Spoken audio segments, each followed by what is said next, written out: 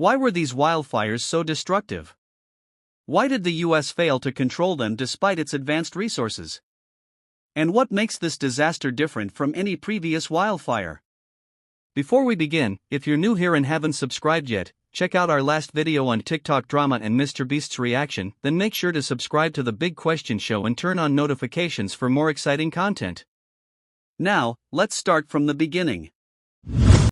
Everything started on January 7th, when Los Angeles fire crews received an alert about a wildfire breaking out in a mountainous area west of the city. At first, it seemed like a routine event. California is no stranger to wildfires, especially during summer. But this time, things were different.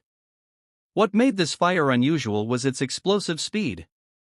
It started at just 10 acres, but within 30 minutes, it had expanded to over 200 acres. Within 2 days, the burned area reached 17,000 acres, and by the end of the first week, it had surpassed 23,000 acres, destroying over 5,300 buildings. And the worst part? This wasn't the only fire. Within hours, multiple new fire hotspots emerged across California, making containment nearly impossible. This wasn't a single wildfire, it turned into a series of major fires, spreading unpredictably across the state. Within days, 7 major fires ignited, each one massive enough to be a disaster on its own. Palisades Fire burned over 14,000 acres in western Los Angeles within the first 3 days.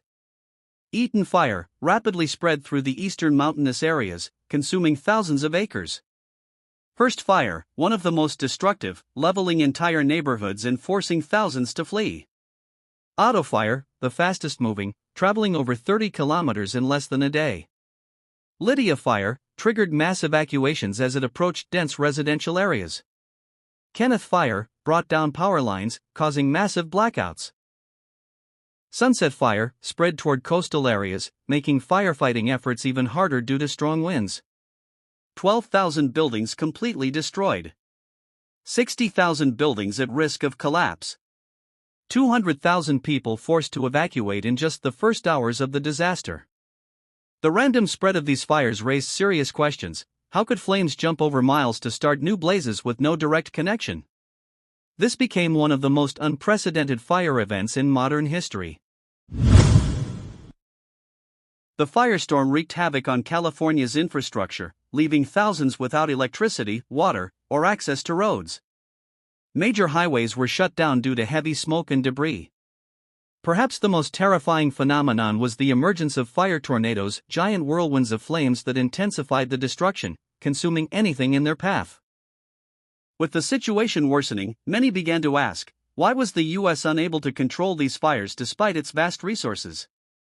Experts pointed to a combination of factors that amplified the destruction. 1. Hydroclimatic shift. California saw record-breaking rainfall last year, causing excessive vegetation growth, which later turned into fuel for fires. 2. Extreme drought. After months of heavy rain, the state faced 9 months of severe drought, drying out plants and making them highly flammable. 3. Global warming. Scientists say wildfire seasons are getting longer each year, with fires lasting 10 extra days annually. Some predict that within a decade, wildfires could burn continuously for over 100 days. For Santa Ana winds, these powerful winds reached speeds of 130 kilometers per hour, spreading the flames at an alarming rate and igniting new fires in distant areas. 5. Budget cuts. Last year, Los Angeles cut its wildfire response budget by $17 million, limiting the firefighting team's ability to handle large-scale disasters. The devastation wasn't limited to the flames. The smoke and toxic air pollution created a second, invisible crisis. Health effects: a sharp rise in asthma and respiratory illnesses. Schools and hospitals forced to shut down due to dangerously low air quality. The air pollution in California became the worst in the world during the peak of the fires. Even firefighters struggled to breathe, with many suffering from severe smoke inhalation. Experts warned that the long-term health effects of this disaster could last for decades. Total estimated damage: $275 billion, making this one of the most expensive natural disasters in U.S. history. Economic impact: the real estate market collapsed in affected areas, while rent prices surged by 15% due to the housing shortage. The tourism industry, which generates $40 billion annually, suffered massive losses. Insurance companies face a $40 billion crisis in wildfire-related claims. But the biggest question remains, who will pay for this disaster?